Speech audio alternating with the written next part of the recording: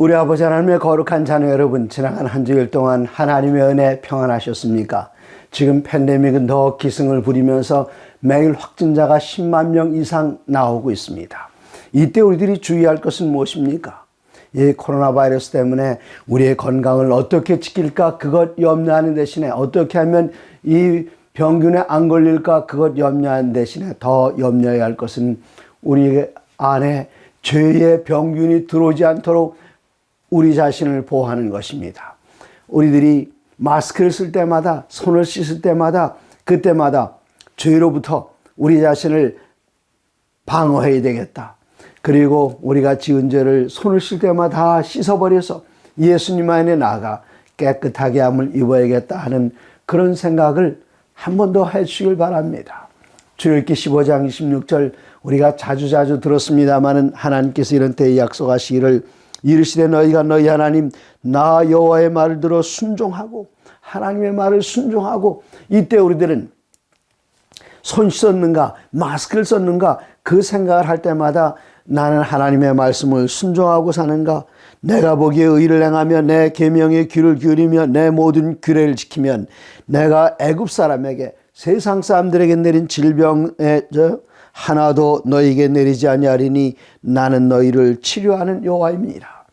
여러분이 이 말씀 가운데 굳게 거하셔서 이런 팬데믹으로 인해서 옆에 주위에 있는 사람들이 어려움 당하고 힘들어할 때마다 우리들은 이 말씀을 기억하면서 나는 과연 하나님의 계명에 귀를 기울이고 있는가? 하나님께서 사랑으로 주신 그 모든 규례들을 잘 따르고 있는가? 그것을 염려하시고 예수님과 우리 사이가 아주 밀접하게 연결되어 있는가? 그것을 머릿속에 두시고 우리 주님 앞에 더 가까이 나갈 때에 우리 주님께서는 혹 우리가 질병에 걸렸다 할지라도 우리 주님께서는 이때에 너희들 가서 현미밥 먹어라 숟가락 사용해라 그런 말씀 절대로 하지 않으시고 이때 하나님께서 우리 주님께서 하신 말씀은 내 믿음이 너를 구하였다 그렇게 말씀하십니다. 그러므로 우리가 매 순간마다 예수님과 밀접하게 연결되어 있는가? 우리들은 참 포도나무 되시는 예수님에게 철저하게 붙어있는 가지인가?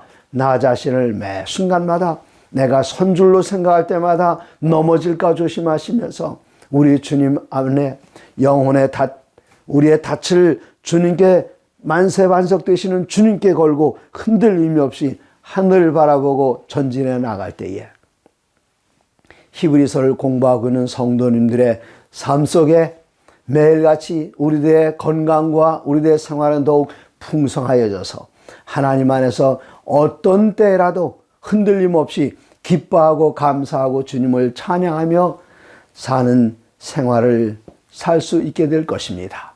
자, 오늘은 히브리서를 공부하면서 그 9번째 시간 매 주마다 우리들은 예수님이 어떤 분이신가를 히브리서를 통해서 배우는데 이번 주에는 예수님 온전한 제물이란 제목으로 말씀을 드리겠습니다. 우리들은 기독교 하면은 그 기독교를 상징하는 어떤 그림이라든가 이런 것들 생각한다면 제일 먼저 머릿속에 떠오르는 것은 십자가가 아니겠습니까? 그러나 이 십자가는 초대 기독교의 그리스도인들도 십자가는 이것은 끔찍한 것, 정말 쉽게 받아들여지지 않는 그런 상징이었습니다. 왜 그런가 하면 십자가형은 뭐 남의 물건을 훔쳤다, 누구를 속였다, 아니면은 다른 여인과 부정한 일을 행했다, 이런 사람들은 십자가에 처하지는 않았고 아주 죄인 중에서 극악무도한, 특별히 로마 시대에 온 세상을 로마가 통치하고 있었지만 로마 사람들은 어떤 잘못을 해도 그들은 십자가형 대신에 다른 형벌이 주어졌지만 그 로마 사람들 의외의 사람들에게 아주 끔찍한 반역죄라든가 이런 죄를 범했을 때에 십자가에 태워졌기 때문에 십자가는 아주 부끄러운 기피의 대상이었습니다. 그러므로 기원 2세기 3세기에 형성된 로마 시내 그 주변에는 카타콤 지하 동굴에 가보면은 이 지하 동굴, 이 지하 무덤에는 박해를 피해서 그리스도인들이 그 안에 들어와서 예배를 드렸고 또 그곳에 묻혔습니다. 그들이 박해를 피해 다니면서 그들의 마음 가운데 있는 그리고 그들의 소망과 믿음을 그림이나 글씨로 표시하면서 벽에 새겨놨는데 저희 카타콤에 4번을 들어가 봤지만 십자가들은 거의 눈에 띄지 않고 주로 눈에 띄는 것들은 성령을 상징하는 비둘기라든가 감람나무 잎사귀라든가 그 다음에 승리의 상징인 종려나무 가지라든가 이런 것들이 있어요. 그리고 아주 자주 보이는 것은 그 물고기 모양인데 이 물고기라는 그 단어는 헬라어로 익수인데 예수 그리스도 하나님의 아들 우리의 구세주 그 머리 글자를 예수 그리스도의 예수 그리스도 그다음에 하나님 그다음에 아들 그리고 구세주 예수스 그리스도스 데오스 휴오스 소테르 이것을 다 합쳐서 머리 글자를 보면은 예수 물고기라는 글자가 되는데 그 물고기 이런 것들은 거기에 많이 그려져 있습니다. 그만큼 십자가는 기피의 대상이었지만 사도 바울은 말하기를 이 십자가는 그에게 유일한 자랑거리였습니다. 그는 십자가를 높였습니다. 그리고 십자가에 달리신 예수님을 통해서 이 믿음으로 말미암은 의를 사람들에게 전달했습니다. 여기 신명기 22장에 나타나는 그 말씀은 21장 23절에 그 시체를 나무 위에 밤새도록 두지 말고 그 뒤에 것만 읽겠습니다. 21장 23절에 나무에 달린 자는 하나님께 저주를 받았습니다. 그래서 십자가를 모든 사람들이 다 기피했지만 예수님께서는 이 십자가를 통해서 온 세상을 정복하시고 우리의 죄를 그곳에 다 못 박으시고 십자가를 통해서 승리하셨습니다. 자, 이제 창세기 15장에 보시면은 하나님께서 아브라함에게 약속하십니다. 연세 높은 그 머리는 호백발이 되어가는 아브라함을 향해서 자녀들을 하늘의 별처럼 바닷가의 모래처럼 주겠다고 할 때 그가 얼떨떨했지만 하나님께서 약속하시는 그 약속을 믿었습니다. 창세기 15장 6절에 아브라함이 여호와를 믿으니 여호와께서 이를 그의 의로 여기시고 이게 바로 믿음으로 말미암은 의입니다.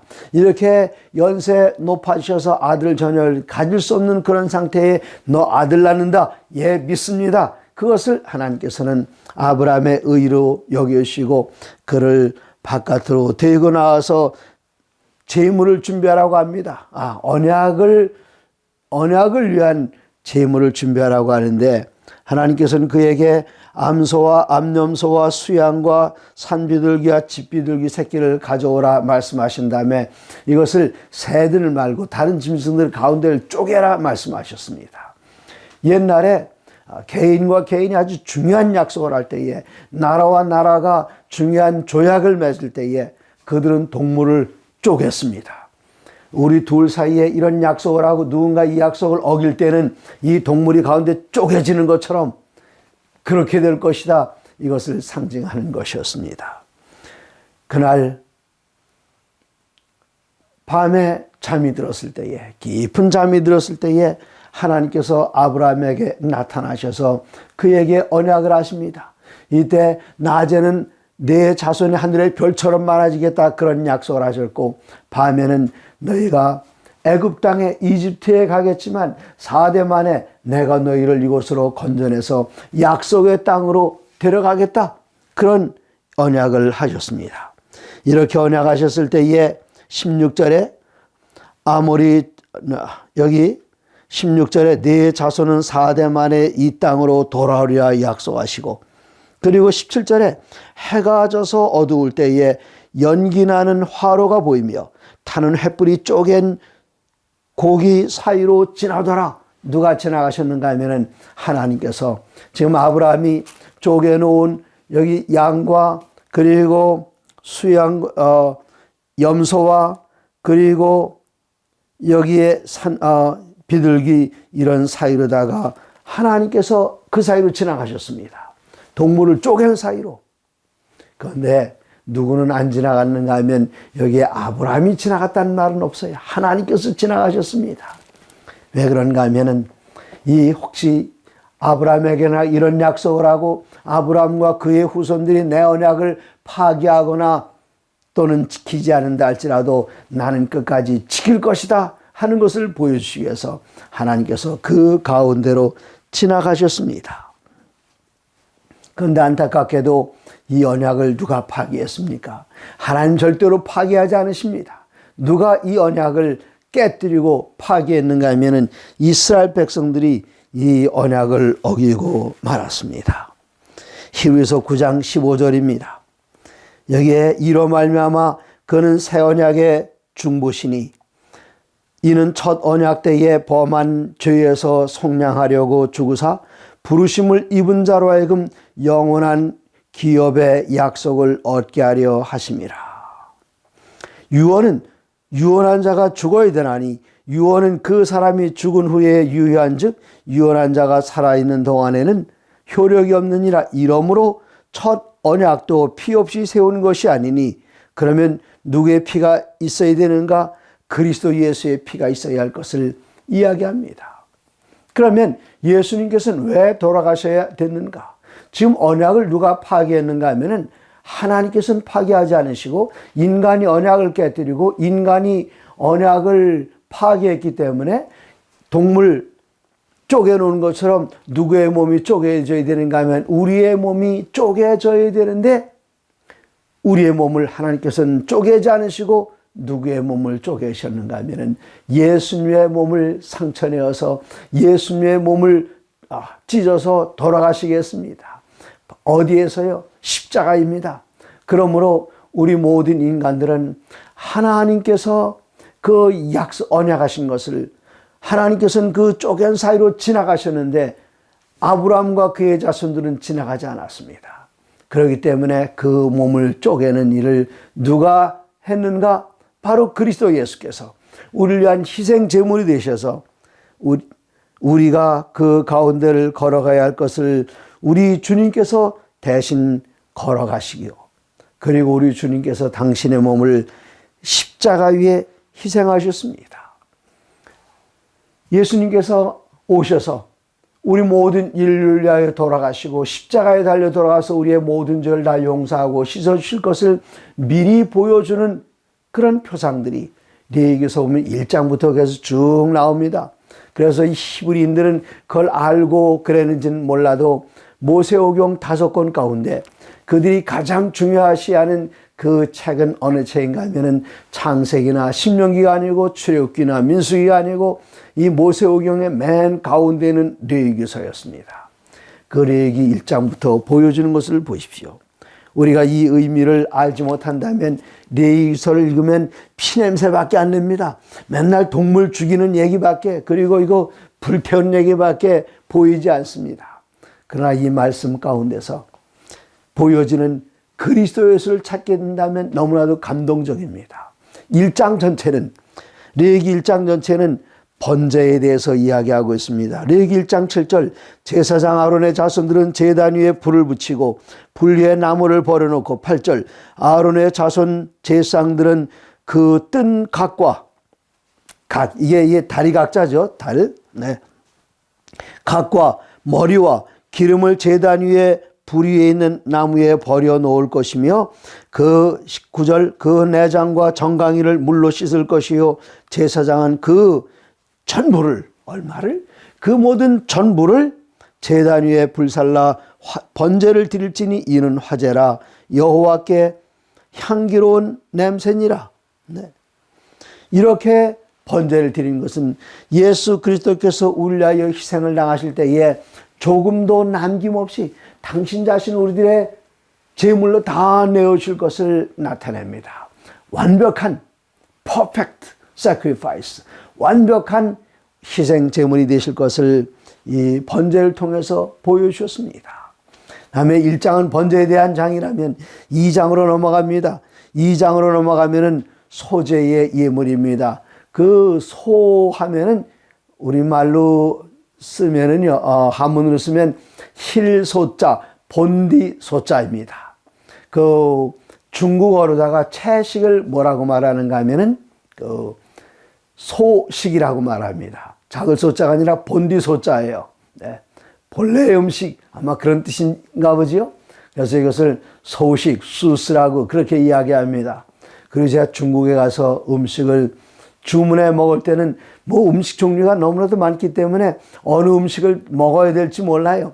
그럴 때 저는 완전 채식주의자입니다. 비건이다 한 말을 온전전자에다 그 힐소자, 여기에 소재라고 하는 그런 워스 챈수더, 저는 완전히 채식을 하는 사람입니다. 그런 그분이 다 알아서 고기 빼고 생선 빼고 다 음식을 해주는데 바로 그런 소자입니다. 그 여기에 나타나는 소자는 또 무엇을 나타내는가 하면은 곡식을 나타냅니다. 그래서 곡식으로 하나님께 드리는 그 제사인데 이것은 가루를 내기도 하지요. 또 이것을 가지고 떡을 만들기도 하는데 2장 4절에는 내가 화덕에 구운 것으로 소재 예물을 드리려거든 고운 가루에 기름을 섞어 만든 무교병이나 기름을 바른 무교 전병을 드릴 것이라 그랬습니다. 예수님께서는 요한복음 6장 35절과 48절에 말씀하시기를 나는 하늘에서 내려온 생명의 산 떡이다 말씀하셨습니다. 예수님께서는 우리 위하여 무엇이 되셨다고요? 예수님께서는 우리 위하여 떡이 되셨습니다. 떡이 되려면 어떻게 되나요? 떡이 되려면 한 알의 밀알이 땅에 떨어져 썩어야 됩니다. 그리고 여기서 이삭이 나오면 이것을 끊어내야 됩니다. 뿌리에서 끊어지는 아픔, 하나님 아버지로부터 끊어지는 그 아픔을 겪으셨습니다. 그리고 떡을 만들려 가루를 이 소재를 드리기 위해서는 그 이삭들을 모아서 탈곡을 해야 되는데 여기에 나달들이 다 흩어집니다. 같은 형제들끼리도 다 배반하고 흩어지는 겟세마네 동산의 예수님의 경험입니다. 그리고 이것을 찧어서 껍질을 다 벗겨야 됩니다. 이거 얼마나 고통스럽겠습니까? 아직은 소재 준비가 되질 않았습니다. 이것을 맷돌에 넣고 갈아야 됩니다. 언제까지 갈아야 되지요? 완전한 가루가 될 때까지 다 갈아야 됩니다. 가루가 되지 못한 부분이 있다면 채로 쳐서 그 아직 덩어리 있는 것들, 자기 모양을 가지고 있는 것들은 완벽하게 자기 모양이 없어지도록 갈아서 가루를 만듭니다. 그 다음에 여기 보니까 그냥 떡을 만드는 것이 아니라 이것을 고운 가루에 기름을 섞어 만들라 말씀하셨습니다.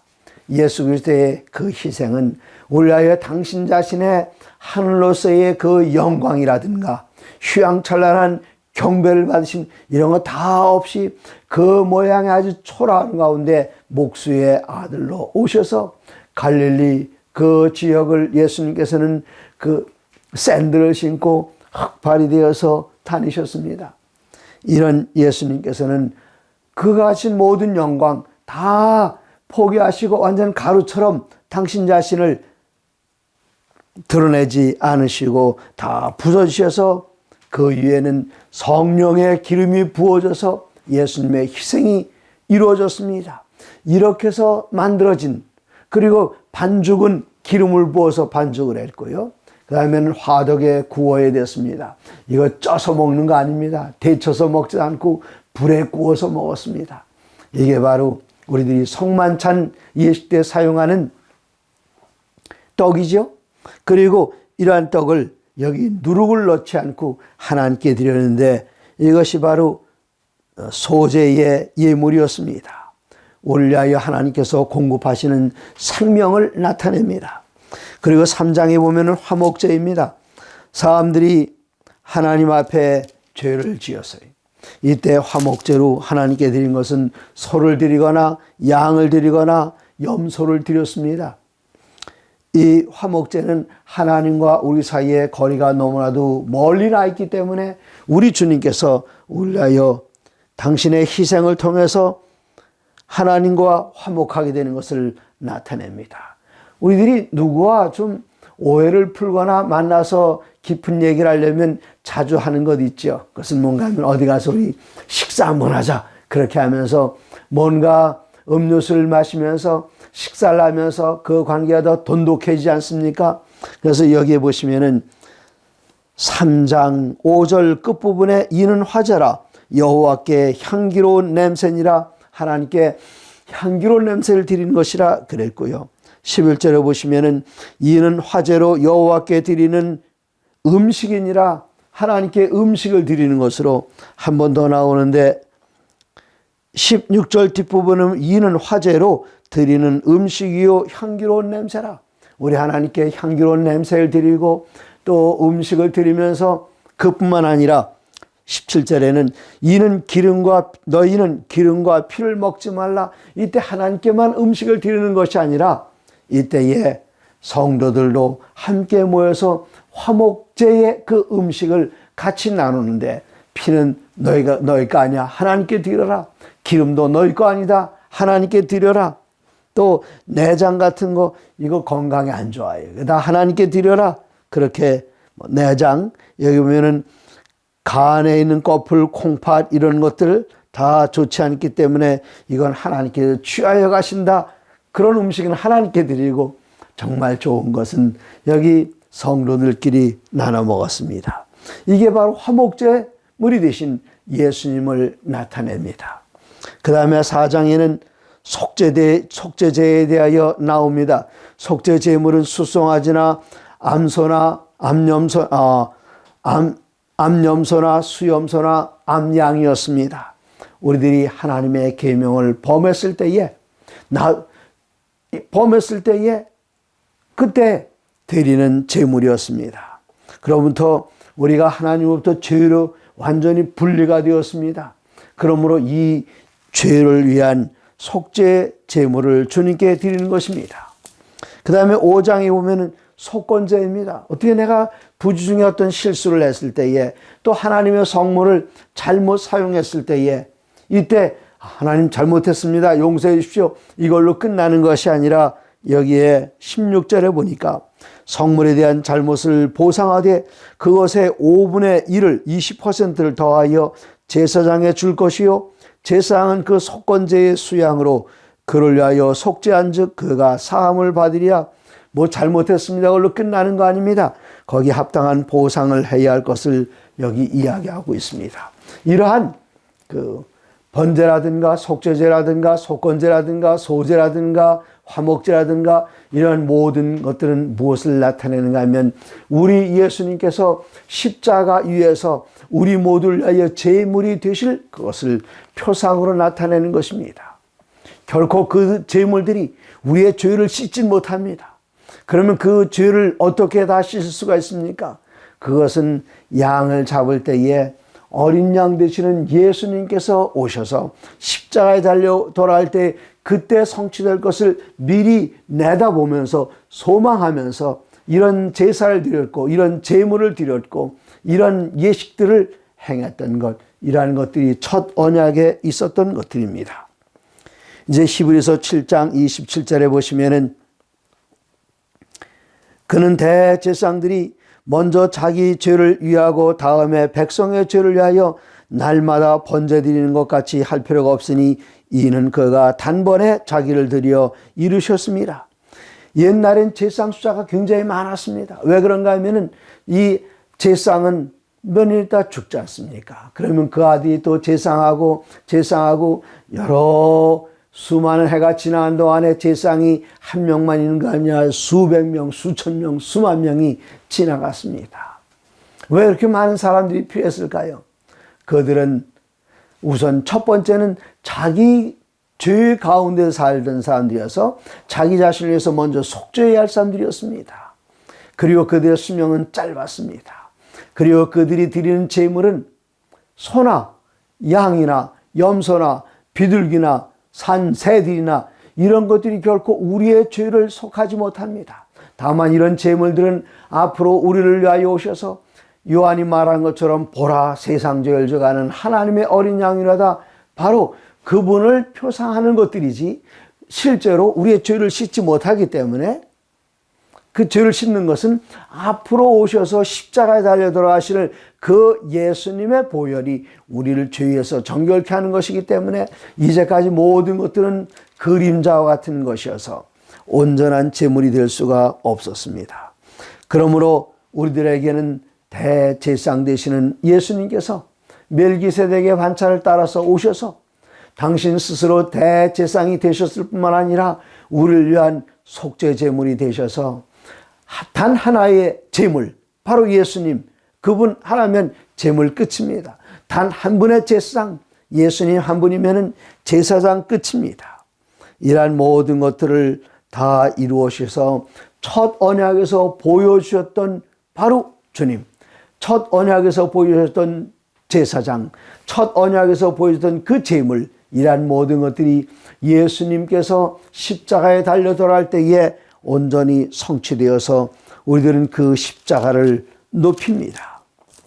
이제는 다시 성경을 뒤로 넘기셔서 이번에는 9장 23절을 보시면 22절부터요. 율법을 따라 거의 모든 물건이 피로써 정결하게 되나니 피 흘림이 없은즉 사함이 없느니라. 그리스도 예수의 보혈이 있어야 용서가 있음을 보여줍니다. 23절, 그러므로 하늘에 있는 것들의 모형은 이런 것들로서 정결하게 할 필요가 있었으나 하늘에 있는 것들의 모형은 이 땅에 있는 것들입니다. 땅에 있는 성소 제도는 모형이고 원형은 하늘에 있습니다. 이런 것들은 정결하게 할 필요가 있었으나 하늘에 있는 그것들은 이런 것들보다 더 좋은 제물로 할지니라. 이 땅에서의 성소에서는 양이나 염소나 이런 것들로 제사를 지내지만 하늘에서는 더 좋은 것으로 해야 되는데 어떻게 해야 되는가? 그리스도께서 참것의 그림자인 손으로 만든 성소에 들어가지 아니하시고 바로 그 하늘에 들어가사 이제 우리를 위하여 하나님 앞에 나타나시고, 우리 주님께서 하늘 성소에 들어가셨습니다. 하늘 성소에 들어가셔서 이젠 우리 주님께서 어떤 일을 행하고 계시는가? 여기 이 땅에 있는 것들은 하늘에 있는 것들의 모형이라 그렇게 이야기하셨습니다. 하늘 성소에서는 두 가지가 이루어집니다.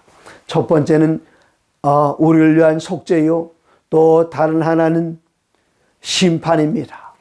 이 하늘나라에서 이루어지는 그 성소에 대해서 알기 위해서는 먼저 이 땅의 성소에 대해서 아주 간략하게 아실 필요가 있는데, 아주 간략하다니 표현이 잘못됐습니다. 넉넉히 아셔야 되는데 남은 시간이 많지 않기 때문에 간략하게 말씀드리자면 성소의 제도는 둘로 나뉩니다. 첫 번째는 매일의 봉사가 있고, 두 번째는 1년에 한 번씩 오는 매년의 봉사가 있습니다.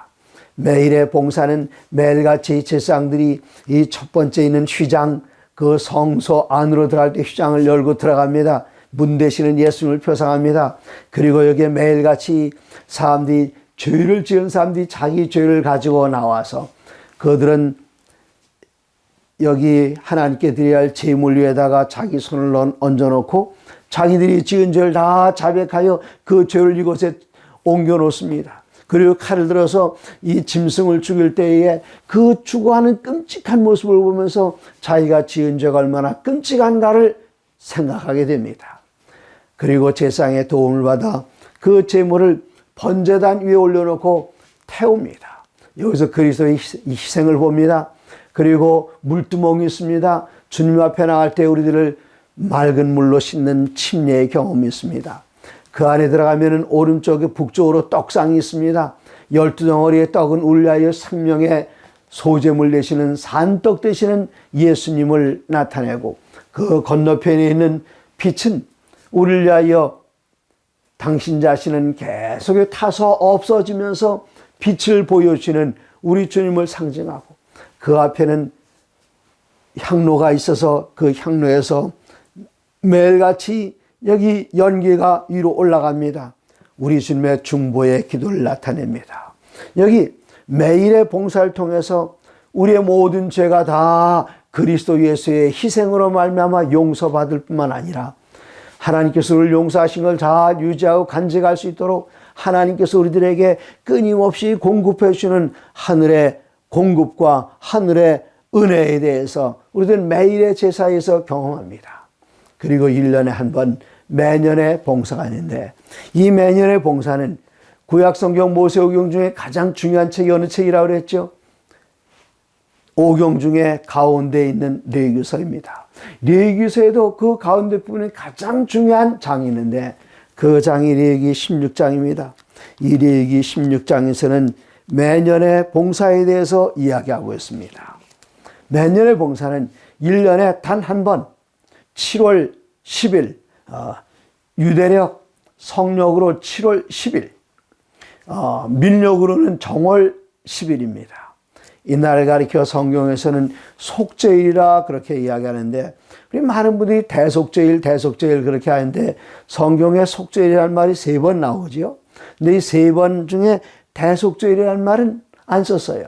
그 의미가 중요하기 때문에 많은 분들은 여기다가 큰 대자를 붙여서 대속죄일, 어떤 분들은 대속죄일, 그래서 이거 대신한다는 대자 있죠? 네. 그런 대속죄일 혹은 큰 대자로 대속죄일 그렇게 말합니다만은 성경적인 용어는 그냥 속죄일입니다. 1년에 한 번.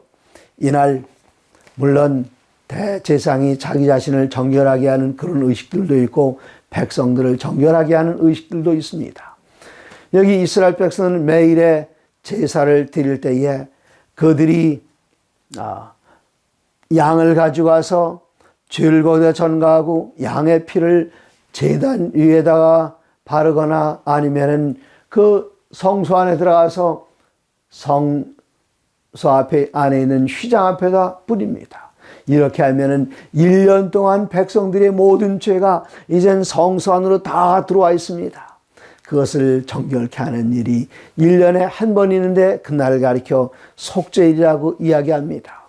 이날 염소 2마리를 앞에다 놓고 제비를 뽑습니다. 하나는 하나님을 위해서, 하나는 아사셀을 위해서, 그리고 이 대제사장이 염소의 피를 가지고 들어가 법궤 위에는 속죄소 위에 뿌린 그 다음에 그가 이스라엘 백성들의 모든 죄를 그 안에 짊어지고 들어가서 그가 나올 때에 그는 양각 나팔을 길게 봅니다. 하나님께서 우리의 모든 죄를 다 용서해 주셨다. 그것을 부는데 얼마나 길게 부는지 제 양각 나팔 집에 몇 개 있는데요. 이때 나와서 부는 게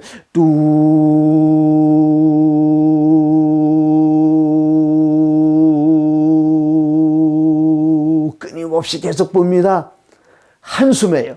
그래서 이 안에 있는 모든 호흡이, 숨이 산소의 마지막 한 분자까지 다 나가도록 이렇게 다 나가도록 우리의 모든 죄를 하나님께 다 용서하셨다. 그것을 상징합니다. 그리고 나온 다음에는 여기 아사셀을 위한 염소 위에 죄의 장본인인 사단에게 그 모든 죄를 거기다 다 집어 올려놓습니다. 그러면 이 사단은 사단이 아니죠. 이 사단이라는 것은 앞으로 천년기 때 여기에 아사셀을 위한 염소가 모든 죄의 장본인으로서 저 무인지경에서 고생하는 것처럼 앞으로 다가올 천년기 예수님 재림하신 다음에 천년기 동안 사단은 무저갱에 갇혀서 천년기를 보내는 것, 그걸 나타냅니다. 그러므로 죄의 장본인은 이제 모든 죄를 가지고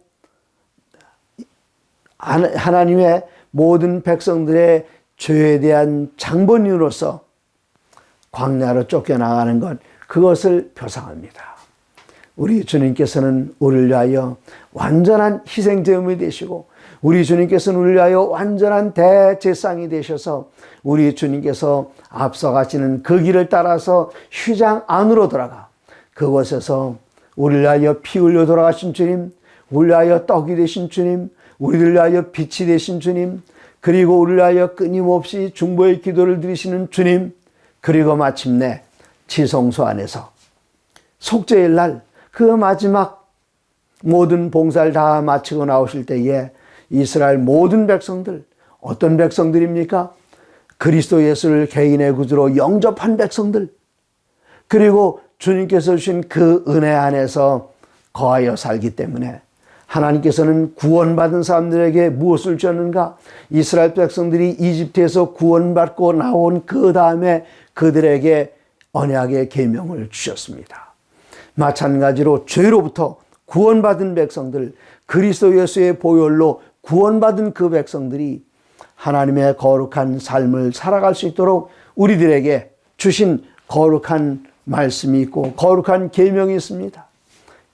그러므로 우리 주님께서 첫 번째 나타날 때는 죄인들을 위하여 오셨지만 두 번째 나타나실 때에는 심판을 통과한 백성들, 죄와 상관없이 그리스도 예수를 바라는 백성들에게 두 번째 나타날 것이라고 그 말씀이 어느 책에 있습니까? 바로 우리가 연구하고 있는 히브리서에 있습니다. 히브리서 9장 마지막 절 28절에 이와 같이 그리스도도 많은 사람들의 죄를 담당하시려고 단번에 들이신 바 되셨고 구원에 이르게 하기 위하여 죄와 상관없이 바라는 자들에게 두 번째 나타나시자. 첫 번째는 죄인들을 부르셨습니다. 두 번째는 그리스도 예수의 보혈로 의롭게 된 사람들, 그리고 그 의를 하나님의 계명을 지킴으로 잘 간직하는 그러한 사람들, 의를 이루기 위해서 계명이 지키는 것이 아니라 그 하나님께서 우리에게 이루신 구원과 의를 잘 유지해 나가기 위해서 지키는 그 계명입니다. 이렇게 죄와 상관없이 주님을 바라는 사람들에게 두 번째 나타나시리라. 십자가에 달리셔서 가시면류관 쓰셨던 그 주님께서는 이제는 조롱받는 왕이 아니라 금면류관을 쓰시고 그와 함께 승리한 사람들에게 상 주시기 위하여 죄와 상관없이 자기를 바라는 사람들에게 두 번째 나타나시리라. 그날을 고대하시면서 사랑하는 여러분, 하나님의 모든 말씀으로 사시기 바랍니다.